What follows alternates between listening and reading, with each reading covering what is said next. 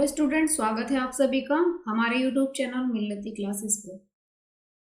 मैं आपके साथ प्रीति कुमारी आप सभी का वेलकम करती हूँ। चलिए, तो आज के सेशन में हम बात करेंगे practice session on general studies through MCQs के ऊपर। चलिए चर्चा करते हैं, स्टार्ट करते हैं। आज मैं बात करूंगी constitutional body and non constitutional body. तो चलिए चीजें देखेंगे कि कुछ संवैधानिक निकाय और कुछ कैसे गैर संवैधानिक निकाय हैं। संवैधानिक निकाय क्या होते हैं और गैर संवैधानिक निकाय क्या होते हैं, बात करेंगे। सबसे पहले मैं बात करूं कि भारत जो है, भारत एक लोकतांत्रिक गणराज्य है। कैसा गणराज्य है, कैसा देश है भारत? भारत एक ऐसा देश है यानी कि लोकतांत्रिक गणराज्य देश है जो संवैधानिक और गैर संवैधानिक निकायों के संयोजन का जो है चलाता है। जिसमें कैसे यानी कि दोनों ही तरीकों के निकाय हैं जिसका उल्लेख संविधान में किया गया है। वैसे निकाय हैं जिनका नाम हमें संवैधानिक निकाय के नाम से हमने उनको जाना है, और जिनका उल्लेख संविधान में नहीं किया गया है ऐसे निकाय जैसे नीति आयोग, बहुत सारे ऐसे आयोग हैं। ऐसे ही सभी कैसे संवैधानिक निकाय होंगे, गैर संवैधानिक निकाय होने वाले हैं। चलिए तो बात करते हैं। सबसे पहले हम देखते हैं यहाँ पर कि भाई कॉन्स्टिट्यूशनल बॉडीज यानी कि जो संवैधानिक निकाय है, संवैधानिक निकाय क्या होने वाले हैं। तो चलिए बात करेंगे संवैधानिक निकाय के ऊपर। यानी कि ये ऐसे निकाय हैं, कैसे निकाय हैं? ये ऐसे निकाय हैं जिनको उल्लेख भारत के संविधान में किया गया है और इसीलिए इन्हें स्वतंत्र और यानी कि अधिक शक्तिशाली माना जाता है। क्योंकि हमने इनको इसलिए पावर ज्यादा दी है क्योंकि इनका स्थान संविधान में है। संविधान में इनके ऊपर चर्चा की गई है, इनको संविधान में स्थान दिया गया है, इसलिए इनको स्वतंत्र और एक पावरफुल यानी कि फिर इनको एक पावर दी गई है, यानी कि एक शक्तिशाली निकाय के रूप में हम इनको जानते हैं। आगे बात करती हूँ संवैधानिक निकाय में ही कुछ एग्जाम्पल्स हैं कि मतलब कैसे कैसे संवैधानिक निकाय होंगे। तो देखिए यहाँ पर मैं बात करूँ इलेक्शन कमीशन या फिर यानी कि यूनियन पब्लिक सर्विस कमीशन, बहुत सारे ऐसे निकाय हैं, या फिर जैसे फाइनेंस कमीशन होगा, और बहुत सारी ऐसी चीजें हैं जो यहाँ पर संवैधानिक निकाय यानी कि संविधान में चर्चा की है। चुनाव आयोग को कौन नहीं जानता, चुनाव आयोग का जिक्र किया जाता है संविधान में। यूपीएससी यानी कि संघ लोक सेवा का जिक्र किया जाता है संविधान में, और वित्त आयोग इसके साथ साथ यानी कि एससी और एसटी के लिए राष्ट्रीय आयोग के इनके हितों इनके बारे में भी जिक्र किया जाता है संविधान में। तो ये सारे निकाय कैसे हैं? ये सारे निकाय हैं संवैधानिक निकाय। आगे बात करते हैं यहाँ पर गैर संवैधानिक निकाय। अभी हमने पढ़ा कि ऐसे निकाय जिनका जिक्र संविधान में है संवैधानिक निकाय है। अब पढ़ेंगे गैर संवैधानिक निकाय क्या होने वाले हैं। तो सीधी सी बात है यानी कि ऐसे निकाय या फिर ये निकाय देश के संविधान में परिभाषित नहीं है, इनका जिक्र भारत के संविधान में नहीं किया गया है, कोई भी स्थान इन निकायों को संविधान में नहीं दिया गया है।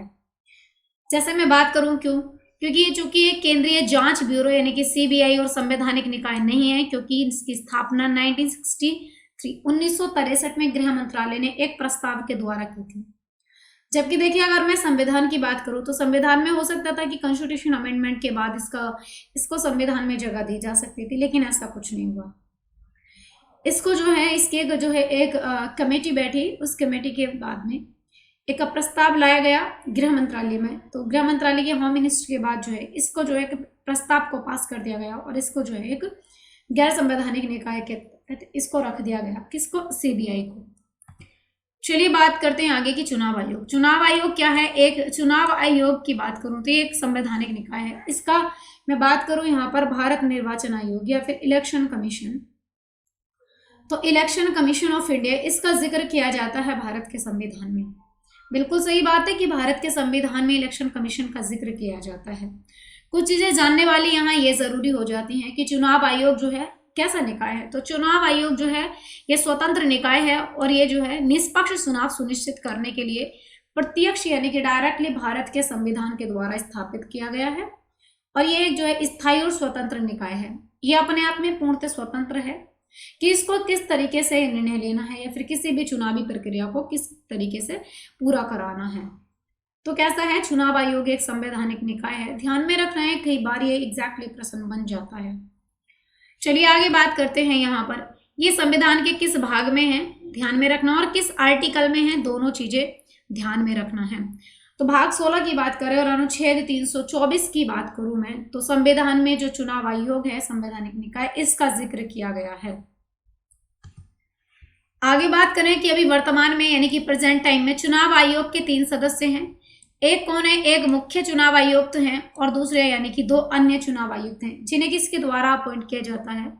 मुख्य चुनाव आयुक्त को जो अपॉइंट करता है इसको राष्ट्रपति महोदय द्वारा अपॉइंट किया जाता है। और जो 2 अन्य मुख्य चुनाव आयुक्त के अलावा यानी कि 2 अन्य चुनाव आयुक्त जो होते हैं, ये मुख्य चुनाव आयुक्त की सलाह से महोदय राष्ट्रपति द्वारा ही इनको अपॉइंट किया जाता है। चलिए आगे बात करती हूँ। यहाँ पर इसका कार्यकाल कितना होता है, वेरी मोस्ट इंपोर्टेंट है, देखिए पॉलिटी की दृष्टि से भी, और अगर मैं बात करूँ यहाँ पर वन लाइनर से तब भी। तो देखिए कार्यकाल कितना होता है चुनाव आयोग का, इसका क्या कार्यकाल होता है। इसका कार्यकाल कुछ ऐसा होता है, वे 6 साल की अवधि के लिए पद धारण करते हैं। देखिए अगर या फिर सेवानिवृत्ति यानी कि इनको रिटायरी की या 65 वर्ष की आयु होती है, जो भी पहले हो, चाहे तो वो 6 वर्ष पहले कर ले। 65 वर्ष अगर किसी व्यक्ति के कंप्लीट हो जाते हैं तो वो खुद में रिटायर हो जाता है, यानी कि सेवानिवृत्ति हो जाती है उसकी। और अगर वो 6 साल कंप्लीट कर लेता है तो वो अपनी पूरी चुनाव आयोग की जो आयु यानी कि जो कार्यकाल की सीमा है वो पूरी कर लेता है। तो 6 वर्ष या फिर 65 वर्ष जो भी पहले हो, ये चुनाव आयोग की सीमा रहती है, कार्यकाल सीमा या कार्यकाल। चलिए आगे बात करते हैं इसका निष्कासन यानी कि इसको रिमूवल कैसे किया जा सकता है। चुनाव आयोग का निष्कासन कैसे किया जा सकता है, तो चुनाव आयोग के निष्कासन के बारे में बात करूं तो मुख्य चुनाव आयुक्त को सर्वोच्च न्यायालय का जो न्यायाधीश होता है, जैसे उसको हटाया जाता है सेम उसी तरीके से इसको हटाया जाता है। मैं बात करूं यानी कि सुप्रीम कोर्ट का जो जज होते हैं, सुप्रीम कोर्ट के जज को हटाने की जो प्रक्रिया होगी सेम वही प्रक्रिया किसके लिए होगी, ये मुख्य चुनाव आयुक्त के लिए प्रयोग में लाई जाएगी। देखिए इंपॉर्टेंट हो जाता है, हम यहाँ पर 2 लोगों का पद देख सकते हैं और 2 लोगों को यानी कि एक तो मुख्य जो यानी कि जो आपका सर्वोच्च न्यायालय का जो सुप्रीम यानी कि सुप्रीम कोर्ट जज होगा, सुप्रीम कोर्ट के जज को किस तरीके से हटा सकते हैं, उसी प्रक्रिया से जो है हम यहाँ पर किसको हटा सकते हैं, मुख्य चुनाव आयुक्त को हटा सकते हैं। आगे बात करते हैं यहाँ पर कि इसका कार्य कैसा होगा। तो देखिए यानी कि इसको जो है यानी कि इसके कार्य क्या क्या होते हैं चुनाव आयोग के। तो जो चुनाव आयोग है ये क्या क्या कार्य करता है, क्या क्या कार्य इसके द्वारा कंप्लीट पूरे किए जाते हैं। तो चुनाव आयोग जो है ये राष्ट्रपति और उपराष्ट्रपति और संसद और राज्य केंद्र शासित प्रदेशों के जो विधानसभा चुनावों को इनका जो निर्देशन और इन पर जो कंट्रोल इनका नियंत्रण करता है तो चुनाव आयोग ही करता है। राष्ट्रपति के चुनाव से संबंधित जितने भी जिक्र किए जाते हैं या जो भी चर्चा की जाती है उन सभी को कौन देखता है, चुनाव आयोग देखता है। उपराष्ट्रपति से संसद और केंद्र शासित प्रदेश और राज्य भी और प्रदेशों की जो विधानसभाएं होती हैं, देखिए विधान परिषद को नहीं देखेगा ये सिर्फ विधानसभाओं को देखेगा। विधान परिषद को कौन देखेगा, वो वहाँ का राज्य का चुनाव आयोग। लेकिन यहाँ पर मैं बात करती हूँ विधानसभा, तो विधानसभा का जो चुनाव को देखेगा वो कंट्रोल करेगा कौन, यहाँ पर चुनाव आयोग कंप्लीट करता है, इन सब पर निर्देशन और नियंत्रण करता है। चलिए आगे बात करते हैं यहाँ पर अगली चीजें, फाइनेंस कमीशन। फाइनेंस कमीशन क्या है, वित्त आयोग। तो देखिए वित्त आयोग क्या है, यहाँ पर आप सबको पता है कि वित्त आयोग की मैं बात करूं तो बिल्कुल वित्त आयोग का जिक्र किया जाता है संविधान में, और कई बार हमने ये भी सुना है कि वित्त इमरजेंसी लग जाती है, तो ऐसा कुछ हुआ नहीं है, लेकिन यानी कि एक कंडीशन क्रिएट हो सकती है। तो इसका मतलब क्या है, सीधी सी बात है कि वित्त आयोग का जिक्र कहीं ना कहीं संविधान में जरूर किया गया है। बिल्कुल सही बात है, किया गया है। चलिए देखते हैं वित्त आयोग के बारे में जानकारी इकट्ठा करते हैं। देखते हैं वित्त आयोग जो है एक स्वायत्त निकाय है जो भारत सरकार द्वारा शासित है। ये कैसा है, इसको भी एक बात में बात करूं तो ये भी यानी कि अपने आप में एक अहम निकाय है और ये यानी कि भारत सरकार द्वारा शासित है। इस पर वित्त आयोग के बारे में जितने भी डिस्कशन करेगा ये कौन करेगी, यानी कि गवर्नमेंट, जो भारत सरकार होगी वो इस पर जो है जो भी यानी कि जिस तरीके से भी निर्णय देगी। और इसमें आगे मैं बात करूं भारत के संविधान का अनुच्छेद 280 आर्टिकल 280 सुने यानी कि 280 अनुच्छेद जो है ये वित्त आयोग का प्रावधान करता है। 280 अनुच्छेद में वित्त आयोग की चर्चा की गई है भारत के संविधान में। आगे बात करूं वित्त आयोग के बारे में तो ये जो है भारत के राष्ट्रपति द्वारा प्रत्येक 5वें वर्ष या फिर पहले समय में यानी कि इससे पहले समय में गठित किया जा सकता है जब वे आवश्यकता समझे। देखिए पहली बात तो है कि वित्त आयोग के बारे में कि वित्त आयोग को जो यानी कि कितने साल के लिए, तो मैं बात करूं 5 साल के लिए बिल्कुल सही होगा, यानी कि 5वें वर्ष में या फिर अगर उससे भी पहले अगर उसकी आवश्यकता होती है कि पहले को हटा देना चाहिए, दोबारा से इसको यानी कि दूसरे को लगाना चाहिए, तो ये कंडीशन भी बिल्कुल क्रिएट हो सकती है और ऐसा भी कर सकते हैं। इसके लिए कोई स्पेशली टाइम नहीं है। आगे बात करते हैं इसकी संरचना, यानी कि बात करते हैं इसके जो है कॉम्पोजिशन कैसा होता है, इसकी संरचना कैसी होती है। तो इसकी संरचना होती है, वित्त आयोग जो है इसमें एक अध्यक्ष होगा और 4 अन्य सदस्य होंगे, यानी कि कुल मिलाकर के इसमें कितने सदस्य बैठेंगे, 5। 1+4 कैंडिडेट वित्त आयोग में रहते हैं, ठीक है, और जिनमें एक अध्यक्ष द्वारा इनको जो है, जो 4 हैं ये तो अध्यक्ष होगा और ये जो 4 हैं ये वाले, इनको चुनेगा कौन, अध्यक्ष। इनको सभी को अध्यक्ष के द्वारा चुना जाएगा। चलिए आगे बात करते हैं इनका कार्यकाल कितना होगा।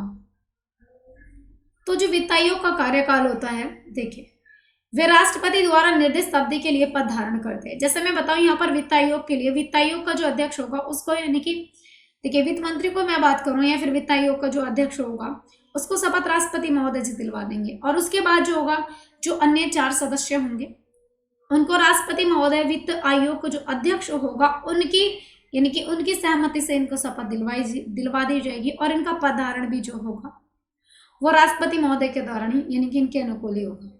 और वे पुनर्नियुक्ति के लिए भी पात्र हैं, यानी कि इनकी फिर से नियुक्ति भी की जा सकती है। ऐसा कुछ नहीं है कि एक बार कोई व्यक्ति 2 बार वित्त आयोग का अध्यक्ष बन चुका है या वित्त आयोग में आ चुका है तो वो दोबारा से फिर वित्त आयोग का अध्यक्ष नहीं बनेगा या वित्त आयोग का सदस्य नहीं बनेगा। तो ऐसा कुछ नहीं है, मतलब वो फिर से भी बन सकता है, और इनका जो कार्यकाल डिपेंड करता है राष्ट्रपति महोदय के ऊपर डिपेंड करता है। चलिए आगे इनके कार्य के बारे में ही बात करते हैं कि इनका जो है, यानी कि कार्य क्या क्या होने वाले हैं। वित्त आयोग का आखिर कार्य क्या होता है, तो चलिए देखते हैं। ये केंद्र और राज्यों के बीच करों की शुद्ध आय का विवरण करता है।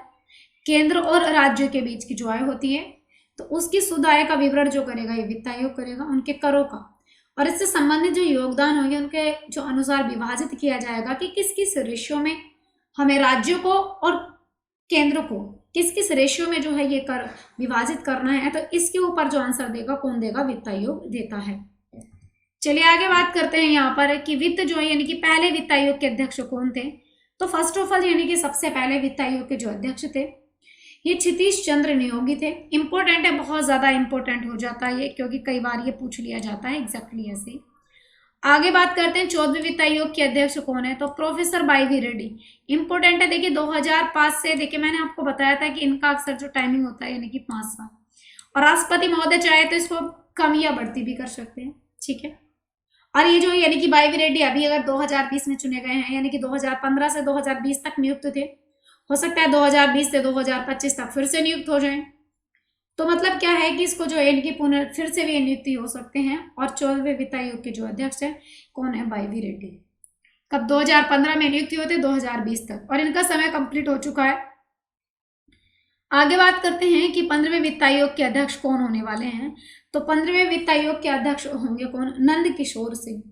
ये बहुत ज्यादा इंपॉर्टेंट हो जाता है क्योंकि 14वें वित्त आयोग के अध्यक्ष के बारे में अभी तक चीजें पूछी जाती, लेकिन अब जो पूछे जाने वाली चीजें हैं वो 15वें वित्त आयोग के बारे में प्रश्न आएगा, क्योंकि अभी नए यानी कि 2020 से 2025 तक जो अगले वित्त आयोग के अध्यक्ष होने वाले हैं कौन होंगे, यहाँ पर कौन अध्यक्ष होंगे, नंद किशोर सिंह होने वाले हैं। चलिए, तो कुछ प्रश्न है, हमने अभी यहाँ पर 2 निकाय देखे, दोनों निकायों को हमने कंप्लीटली देखा। अब यहाँ प्रश्नों को हम यहाँ पर देखते हैं।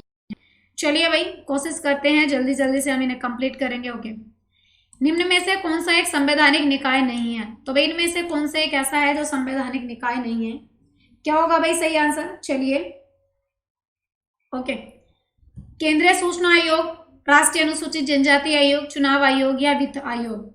सही आंसर क्या होगा, option A is the right answer.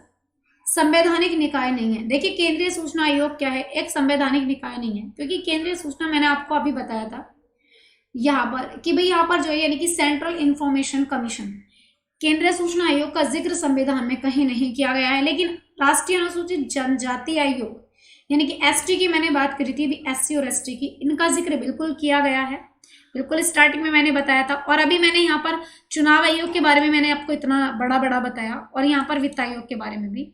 तो इन सब का जिक्र बिल्कुल वित्त आयोग यानी कि सॉरी ये कॉन्स्टिट्यूशनल बॉडी है, संविधान में इनका जिक्र किया गया है, लेकिन केंद्रीय सूचना आयोग का जिक्र कहीं भी नहीं किया गया है। चलिए आगे बात करती हूँ, अगला प्रश्न है चुनाव आयोग में कितने चुनाव आयुक्त होते हैं? तो चुनाव आयोग में कितने चुनाव आयुक्त होते हैं? 2, 3, 4 या फिर 5? कितने चुनाव आयुक्त होते हैं? सही आंसर होगा option B is the right answer, 3। जैसे मैंने आपको बताया, एक कौन होता है? मुख्य चुनाव आयुक्त होता है, 1+2। एक मुख्य चुनाव आयुक्त होगा और 2 अन्य होंगे। इसको राष्ट्रपति महोदय द्वारा अपॉइंट किया जाएगा और मुख्य चुनाव आयुक्त के जो है यानी कि मुख्य चुनाव आयुक्त की सलाह के अनुसार इन 2 को भी अपॉइंट कर दिया जाएगा। Option B is the right answer. चलिए चर्चा करते हैं, यानी कि 25 जनवरी 1950 से 15 अक्टूबर 1989 तक चुनाव आयोग के गठन के बाद से चुनाव आयोग एक सकल सदस्य निकाय के रूप में कार्य कर रहा है, जिसमें मुख्य चुनाव आयुक्त है। ठीक है, आगे बात करते हैं। यहाँ पर अक्टूबर 1989 को जो है राष्ट्रपति ने सीईओ की मदद के लिए 2 चुनाव आयुक्तों की नियुक्ति की थी। इंपॉर्टेंट है ये कि भाई 2 चुनाव आयुक्तों की जो नियुक्ति की थी ये कब की थी और राष्ट्रपति ने जो है किसकी मदद के लिए की थी? तो ये किसके लिए की थी? ये की थी सीईओ की मदद के लिए। ठीक है, चलिए आगे बात करते हैं। यहाँ पर मुख्य चुनाव आयुक्त कौन है? तो देखिए यहाँ पर बात करती हूँ, सुनील अरोड़ा। ठीक है, पहले, और उसके बाद अन्य चुनाव आयुक्त कौन है यहाँ पर? तो देखिए अशोक लवासा और सुशील चंद्रा, ये कौन से हैं? देखिए चुनाव आयुक्त की बात हो रही है अभी की वर्तमान में। आगे बात करते हैं, अगला प्रश्न है कि मुख्य चुनाव आयुक्त को हटाने के लिए किस तरह की प्रक्रिया का पालन किया जा सकता है? ये चीज मैंने बिल्कुल अभी आपको बताई थी। जैसा कि उच्च न्यायालय के मुख्य न्यायाधीश को हटाने के लिए किया जा सकता है, ऑप्शन ए। ऑप्शन बी है कि जैसा कि सुप्रीम कोर्ट के जज को हटाने के लिए किया जा सकता है। ऑप्शन सी है कि केवल लोकसभा में एक प्रस्ताव पारित करते हैं, या फिर ये सभी प्रक्रियाएं लागू होती हैं। Option B is the right answer. बिल्कुल मैंने भी आपको बताया कि मुख्य चुनाव आयुक्त को जो हम हटाते हैं, चीफ इलेक्शन कमीशन को जो हम हटाएंगे यहाँ पर, कि यहाँ पर सीईसी को हटाने के लिए क्या, यहाँ पर जैसे सुप्रीम कोर्ट के जज को हमें हटाने की प्रक्रिया करनी होगी, सेम वही प्रक्रिया हमें जो है सीईसी को हटाने के लिए भी करनी होगी, यानी कि चीफ इलेक्शन कमीशन मुख्य चुनाव आयुक्त को हटाने के लिए। आगे बात करती हूँ कि राज्य चुनाव आयुक्त को किसकी सिफारिश के आधार पर हटाया जा सकता है? तो राज्य चुनाव आयुक्त की बात करी है। देखिए अभी मैंने 2 चीजें बताई थी। एक बताई थी मैंने कि अगर हम बात करें राष्ट्रपति, उपराष्ट्रपति, संसद, ठीक है, और उसके बाद मैंने आपको बताया था विधानसभा। इन सभी में जो चुनावों की प्रक्रिया होती है, इन सभी के कंट्रोल करने के लिए कौन होता है? मुख्य चुनाव आयुक्त होता है, यानी कि चुनाव आयुक्त होता है। और यहाँ पर राज्य चुनाव आयुक्त की बात करें तो देखिए विधान परिषद की बात करें, विधानसभा और विधान परिषद 2 होती है। विधानसभा सभी में होगी लेकिन विधान परिषद सब में नहीं होगी। तो यहाँ पर अगर मैं बात करूँ तो विधान परिषद के लिए जो काम करेगा, इसको जो चुनेगा विधान परिषद को, तो राज्य चुनाव आयुक्त के द्वारा ही इस पर कंट्रोल किया जाएगा। इसके चुनावों की प्रक्रिया पर, उस पर ऐसे डायरेक्टली कंट्रोल नहीं, यहाँ की चुनाव प्रक्रिया। तो इसके लिए मैंने पूछा है कि इसकी सिफारिश के आधार पर इसको हटाया जा सकता है। कानूनी मंत्री, मुख्य चुनाव आयुक्त, या मुख्य न्यायाधीश, या फिर लोकसभा अध्यक्ष। Option B is the right answer. मुख्य चुनाव आयुक्त, इनकी सिफारिश पर जो है, इनकी सिफारिश के आधार पर इनको हटाया जा सकता है, राज्य चुनाव आयुक्त को। ठीक है, कि इनके मुख्य चुनाव आयुक्त की सिफारिश पर। क्यों? क्योंकि राज्य चुनाव आयुक्त जो होते हैं उनको जो अपॉइंट किया जाता है मुख्य चुनाव आयुक्त द्वारा ही, इसके यानी कि इनकी सलाह पर ही अपॉइंट किया जाता है। अगला प्रश्न है कि वही यहाँ पर चीफ इलेक्शन कमीशन, तो यहाँ पर यानी कि मुख्य चुनाव आयुक्त की देखरेख जो है किस चुनाव में नहीं होती है, या इसकी देखरेख में कौन सा चुनाव नहीं होगा? विधानसभा का, उपराष्ट्रपति का, विधान परिषद का, या राज्यसभा का? सही आंसर होगा option C is the right answer. जैसे मैंने आपको बताया, राज्य चुनाव आयुक्त की देखरेख में होता है विधान परिषद का, और मुख्य चुनाव आयुक्त के जो देखरेख में होता है विधानसभा, उपराष्ट्रपति, राष्ट्रपति, राज्यसभा, संसद के दोनों सदनों में। यानी कि इन सभी को जो मैं बात करूं यहाँ पर, इन सभी का जो चुनाव किया जाएगा वो मुख्य चुनाव आयुक्त की देखरेख में ही किया जाएगा। विधान परिषद और ग्राम पंचायतें और नगर पालिका चुनाव राज्य निर्वाचन आयोग की देखरेख में किए जाते हैं। बाकी जो सारे हैं वो सब कैसे हैं? वो मुख्य चुनाव आयुक्त की देखरेख में उनका चुनाव कंप्लीट किया जाता है। चलिए आगे बात करते हैं। अगला प्रश्न है कि चुनाव आयोग के आयुक्त चुने जाने के लिए संविधान में कौन सी योग्यता दी गई है? चुनाव आयोग के आयुक्त को चुने जाने के लिए कौन सी योग्यता जरूरी है जो संविधान में जिसका जिक्र किया गया है? भारतीय प्रशासनिक सेवा में होना उसका जरूरी है, या फिर वो उच्च न्यायालय में एक वकील के रूप में काम करे और लगभग 5 साल का उसके पास एक्सपीरियंस हो, ये जरूरी है, या फिर 35 वर्ष की वो आयु पूरी कर ले, ये जरूरी है, या फिर इनमें से कोई नहीं। देखिए मैंने आपको बताया था यहाँ पर option D is the right answer होगा। मैंने बताया था कि चुनाव आयोग जो है उसके जो चुनाव आयुक्त तो होगा, संविधान में इलेक्शन कमीशन को लेकर के बिल्कुल जिक्र किया गया है, लेकिन ये कोई जिक्र नहीं है कि भारतीय वो प्रशासनिक सेवा का होना चाहिए, वो ऐसा होना चाहिए, नहीं, भारतीय होना चाहिए, उसकी एज से कोई नहीं। और आपको जिससे पता है भी उसकी रिटायरी एज मैंने आपको बताई, 65 या 6 वर्ष जो भी पहले हो उसकी रिटायरी एज होगी। चलिए आगे बात करते हैं, अगला प्रश्न है मुख्य चुनाव आयुक्त के पद का कार्यकाल क्या है। तो इसके जो है पद का कार्यकाल क्या है, option 4 is the right answer. 6 साल या 65 साल जो भी पहले हो। मैंने आपको बिल्कुल अभी ये चीज बताई थी कि चाहे 6 साल पहले हो चाहे 65 साल पहले हो, मुख्य चुनाव आयुक्त के पद का कार्यकाल होगा। चलिए आगे बात करते हैं, अगला प्रश्न है कि भारत की पहली महिला चुनाव आयुक्त कौन थी। BS रामा देवी, दीपक संधू, फातिमा बीबी, या इनमें से कोई नहीं। Option A is the right answer. बिल्कुल BS रामा देवी जो थी, BS रामा देवी ये भारत की पहली महिला चुनाव आयुक्त थी। तो यहाँ पर आप इमेज में देख सकते हैं BS रामा देवी ये हैं जो भारत की पहली चुनाव आयुक्त थी। ये पहली महिला थी जो चुनाव आयुक्त बनने वाली महिला थी, और इन्होंने 26 नवंबर 1990 से 11 दिसंबर 1990 तक अपना पद संभाला था। चलिए बहुत ही कम दिनों का पद संभाला था, लेकिन कोई नहीं, बहुत बढ़िया। आगे बात करती हूँ कि भारत के पहले मुख्य चुनाव आयुक्त कौन थे। भारत के सबसे पहले मुख्य चुनाव आयुक्त कौन थे। वजाहत हबीबुल्लाह, सुकुमार सेन, BS रामा देवी, या फिर जीवी मालवंकर। राइट आंसर होगा option B is the right answer. Sukumar Sen जो थे ये भारत के पहले मुख्य चुनाव आयुक्त रहे थे। चलिए आगे बात करते हैं यहाँ पर कि भाई निम्नलिखित में से कौन भारत की पहली महिला थी जिसे राज्य चुनाव आयुक्त के रूप में नेतृत्व में किया गया था, या फिर कौन भारत की पहली ऐसी महिला है जो राज्य चुनाव आयोग का नेतृत्व जिन्होंने सबसे पहले किया था। अन्ना राजा मल्होत्रा, या फिर नीला सत्यनारायण, BS रामा देवी, या फिर किरण बेदी। बिल्कुल option B is the right answer. देखिए BS रामा देवी के बारे में मैंने अभी आपको बताया, यहाँ पर BS रामा देवी के बारे में मैंने आपको क्या बताया, इनके बारे में मैंने बताया था कि ये जो थी ये पहली महिला चुनाव आयुक्त थी, और यहाँ पर इसको लेकर के जो मैंने चर्चा की है कि चुनाव आयुक्त ऐसी पहली महिला जो राज्य चुनाव आयोग का नेतृत्व जिन्होंने सबसे पहले किया है। ठीक है, तो यहाँ पर क्या होगा, ये सही आंसर होगा Neela Satyanarayan. Option B is the right answer. BS Rama Devi को भी पता चल गया होगा आपको, और नीला सत्यनारायण का भी पता चल गया होगा।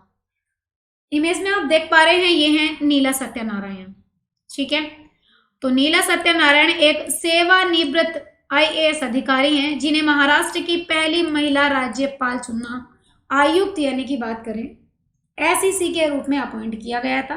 तो ये सबसे पहली महिला अधिकारी थी। अगला प्रश्न है यहाँ पर कि निम्नलिखित में से किस समिति ने एक सिफारिश की थी कि चुनाव आयोग को 3 सदस्यीय निकाय होना चाहिए। तो भाई निम्नलिखित में से किस समिति ने यह सिफारिश की थी कि चुनाव आयोग को 3 सदस्यीय निकाय होना चाहिए। तारकुंडे समिति ने, गोस्वामी समिति ने, या फिर इंद्रजीत गुप्त समिति ने, या इनमें से कोई नहीं। राइट आंसर होगा option A is the right answer, Tarkunde समिति। तारकुंडे समिति ने सिफारिश की थी कि चुनाव आयोग में 3 सदस्य होने चाहिए। एक क्या होना चाहिए, मुख्य चुनाव आयुक्त होना चाहिए, और 2 अन्य चुनाव आयुक्त यानी कि और होने चाहिए। कुल मिलाकर के कितने, यानी कि 3 होने चाहिए। ये तारकुंडे समिति ने यह सिफारिश रखी थी। अच्छा, तारकुंडे समिति आई थी।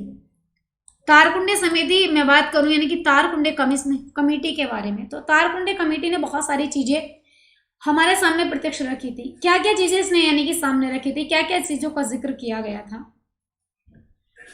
सिटिजन्स यानी कि सिटीजन्स फॉर डेमोक्रेसी की ओर से जयप्रकाश नारायण ने 1974 में चुनावी सुधारकों के लिए योजना पर अध्ययन और रिपोर्ट करने के लिए एक समिति नियुक्त की थी। अब ये जो समिति नियुक्त की गई कब, 1974 में योजना पर जो कुछ योजनाओं को देखते हुए और कुछ चीज़ों को सुधार के लिए एक समिति नियुक्त की और उसने रिपोर्ट के लिए उसकी रिपोर्ट आने का इंतजार था। अब चलिए यहाँ पर बात करते हैं। और इस समिति के जो सदस्य थे, जिस समिति को आपने अपॉइंट किया, इस समिति के सदस्य कौन थे? BM तारकुंडे और MR मसाई, ये इस समिति के सदस्य थे।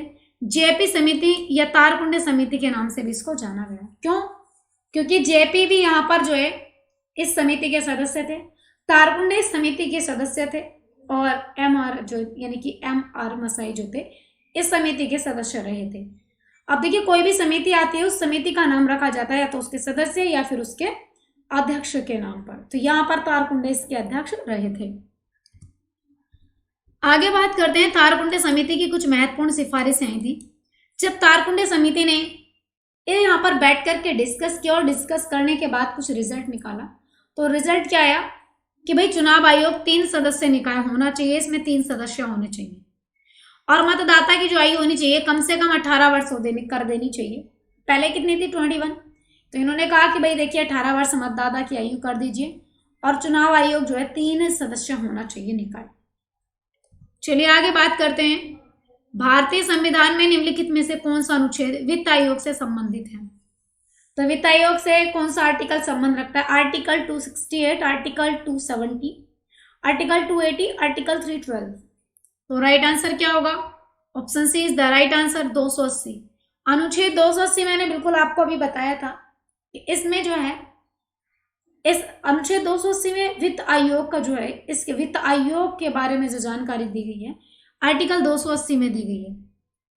अच्छा चलो देखते हैं आर्टिकल 268 क्या, अनुच्छेद 268 क्या है? ये केंद्र सरकार द्वारा लगाए गए या फिर लगाए गए कर, लेकिन राज्य द्वारा एकीकृत और विनियोजित जो किए जाएंगे, इसके बारे में जो जिक्र दिया है कि किस तरीके से किए जाए, इसके बारे में सारी की सारी जानकारी अनुच्छेद 268 में मिलती है।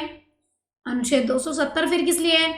तो 270 क्या है कि ये जो है यानी कि कर केंद्र द्वारा वसूल किया जाता है, लेकिन केंद्र और राज्यों के बीच जो है इसका वितरण कर दिया जाता है। जैसे मैंने आपको बताया कि वित्त आयोग का एक कार्य भी होता है,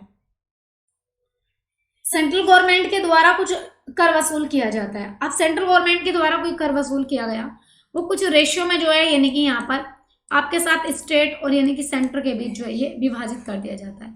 अब इसको जो कितने किस रेशियो में इसको विभाजित करना है, कितना कितना, ये कौन डिपेंड करेगा? यहाँ पर ये वित्त आयोग करेगा तय। और किस आर्टिकल के तहत? 270 में जो चर्चाएं की गई होंगी 270 के बातों को देख करके इनको जो है यानी कि दोनों के बीच इसको डिवाइड कर देगा। चलिए अगला प्रश्न है कि भारत के वित्त आयोग का गठन किस वर्ष हुआ था? के.सी. नियोगी ने किया था? किसके समय हुआ था? के.सी. नियोगी के समय, के संथानम के समय, K C. Pant, Vijay Kelkar. Option A is the right answer, K C. Neogy के समय भारत के वित्त आयोग का गठन हुआ था। चलिए आगे बात करती हूँ, अब तक कितने वित्त आयोगों का गठन किया गया है? तो कितने, लगभग अब तक कितने वित्त आयोगों का गठन किया जा चुका है? 13 वित्त आयोग, 14 वित्त आयोग, 15, 16। Option C is the right answer. अब आप ये नहीं बोलेंगे कि मैम 15वें वित्त आयोग का गठन कब हुआ। देखिए वाई.वी. रेड्डी, मैंने भी आपको बताया, ये 14वें वित्त आयोग के अध्यक्ष रहे हैं। और कब से कब तक चला है ये वाई.वी. रेड्डी का? ये चला है कब से कब तक? 2015 से 2020 तक। अब 2020 से लेकर के 2025 तक दूसरा वित्त आयोग आ चुका है। अभी मैंने आपको स्टार्टिंग में ही, क्लास के स्टार्टिंग में मैंने आपको बताया कि 15वें वित्त आयोग के अध्यक्ष कौन होने वाले हैं। तो आप मुझे कमेंट में करके बताएंगे कि 15वें वित्त आयोग के अध्यक्ष कौन होने वाले हैं। अगला प्रश्न है कि 14वें वित्त आयोग की सिफारिश, 14वें वित्त आयोग की सिफारिश निम्नलिखित में से किस राज्य के करों को सबसे अधिक हिस्सेदारी मिली है? महाराष्ट्र, उत्तर प्रदेश, पश्चिम बंगाल या फिर Bihar. Option B is the right answer. Uttar Pradesh की मैं बात करूं तो उत्तर प्रदेश को 14वें वित्त आयोग की सिफारिश से कुछ यानी कि किसी राज्य के करों को सबसे अधिक जो है उत्तर प्रदेश के जो राज्य उत्तर प्रदेश को सबसे अधिक हिस्सेदारी मिली है। अगला प्रश्न है कि 14वें वित्त आयोग ने राज्यों का हिस्सा तय करते हुए किस वर्ष से जनसंख्या आधार माना था? तो 14वां वित्त आयोग जब आया तो उसने राज्यों के बीच जो हिस्सा तय किया कि भाई राज्यों को इतना रेशियो में दिया जाएगा और जो है सेंटर को इतने में दिया जाएगा। राज्यों को हिस्सा जो तय किया था वो जनसंख्या 1971 1971 की जनसंख्या के अकॉर्डिंग जो है यहाँ पर ये आधार तय किया गया था। Option C is the right answer. चलिए आगे चलते हैं। देखिए 1971 की जनसंख्या के कर इसका वितरण आधार माना गया था कि 1971 की जो जनसंख्या है उसको कर वितरण का आधार माना गया है। इंपॉर्टेंट है, याद रखना है। अगला प्रश्न है, निम्नलिखित में से कौन गैर संवैधानिक निकाय है? भाई कौन ऐसा है जो गैर संवैधानिक निकाय है? मतलब कौन सा ऐसा निकाय है जिसका जिक्र संविधान में नहीं किया गया है? नीति आयोग का, या फिर नेशनल ह्यूमन राइट्स कमीशन, मानव राष्ट्रीय अधिकार का, राष्ट्रीय मानवाधिकार का, केंद्रीय जांच ब्यूरो का? तो किसका नहीं किया गया है? सेंट्रल ब्यूरो ऑफ इन्वेस्टिगेशन, किसका?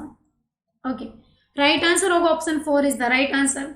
ये सभी, इनमें से किसी का भी जो है संविधान में जिक्र नहीं किया गया है। ये सभी कैसे हैं? ये सभी गैर संवैधानिक निकाय हैं। चलिए, तो अभी तक कुछ प्रश्न थे, अब देखते हैं जल्दी से आज का ज्ञान, कुछ आज की चीजें। तो पहले मैं बात करूं गैर संवैधानिक निकाय यानी कि नॉन कॉन्स्टिट्यूशनल बॉडी। तो नॉन कॉन्स्टिट्यूशनल बॉडी में बात करते हैं। देखिए चलिए, यहाँ पर कुछ चीजें हैं जो यहाँ पर आपकी कॉन्स्टिट्यूशनल बॉडी में आ रही हैं, ठीक है। तो कुछ नॉन कॉन्स्टिट्यूशनल बॉडी हैं, यहाँ पर देखते हैं, यानी कि तो ये आपकी नॉन कॉन्स्टिट्यूशनल बॉडी ही रहेंगी, यानी कि गैर संवैधानिक निकाय हैं। और उनके वर्तमान में अध्यक्ष कौन कौन है, बहुत ज्यादा इंपॉर्टेंट होने वाला है। पहले बात करती हूँ नीति आयोग कैसा है, संविधान में जिक्र नहीं है, गैर संवैधानिक निकाय है। नरेंद्र मोदी यानी कि प्रधानमंत्री नरेंद्र मोदी इस आयोग के अध्यक्ष हैं।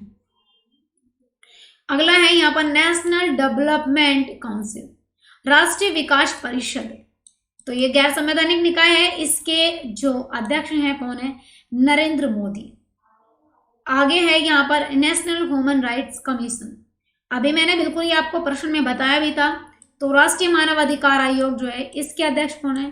पूर्व यानी कि CJI यानी कि HL दत्तू, जो CJI है वो पहले HL दत्तू, ये राष्ट्रीय मानव अधिकार आयोग के अध्यक्ष रहे हैं। अच्छा, यहाँ पर आगे बात करती हूँ, यानी कि स्टेट ह्यूमन राइट्स कमीशन, राज्य मानव अधिकार आयोग। तो ये कैसा है? ये भी गैर संवैधानिक निकाय है, इसका भी संविधान में कहीं जिक्र नहीं किया गया है। ये प्रत्येक राज्य में अलग अलग होता है अपने राज्य के अकॉर्डिंग। आगे बात करते हैं केंद्रीय जांच ब्यूरो। तो भाई CBI के बारे में बात करते हैं। तो भाई यहाँ पर क्या होगा? तो सेंट्रल ब्यूरो यानी कि इन्वेस्टिगेशन, इसके कौन है? अध्यक्ष वर्तमान में ऋषि कुमार शुक्ला वर्तमान में अध्यक्ष हैं। और अगला प्रश्न है केंद्रीय सतर्कता आयोग। केंद्रीय सतर्कता आयोग, इसके अध्यक्ष कौन है? KB चौधरी इसके अध्यक्ष हैं। आगे बात करते हैं केंद्रीय सूचना आयोग। केंद्रीय सूचना आयोग के अध्यक्ष कौन है? सुधीर भार्गव हैं। और राज्य सूचना आयोग की मैं बात करूं तो राज्य सूचना आयोग के अध्यक्ष कौन है? प्रत्येक राज्य में ये कैसे होते हैं? प्रत्येक राज्य में ये अलग अलग होते हैं। चलिए गाइज, तो आज की क्लास में इतना ही रखते हैं, बाकी का देखेंगे हम नेक्स्ट वीडियो में। और गाइज, यदि आपको क्लास पसंद आती है तो लाइक करिएगा और हाँ, सब्सक्राइब कर लीजिएगा हमारे चैनल को, ताकि आपको क्लास में नोटिफिकेशन टाइम से मिल जाए, सभी क्लासेस आप तक इजीली पहुंच जाए। Okay, thank you for watching guys.